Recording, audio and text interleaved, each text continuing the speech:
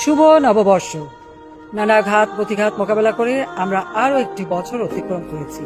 মুছে যাক গ্লানি, ঘুচে যাক জরা, অগ্নি স্নানে শুচি হোক ধরা। নতুন বছরের শুভক্ষণে আমরা যেন সকল অন্ধকার প্রতিবন্ধকতা দূর করে একটি সুখী সমৃদ্ধ স্মার্ট বাংলাদেশ বিনির্মাণ করতে পারি, এই প্রার্থনা করি।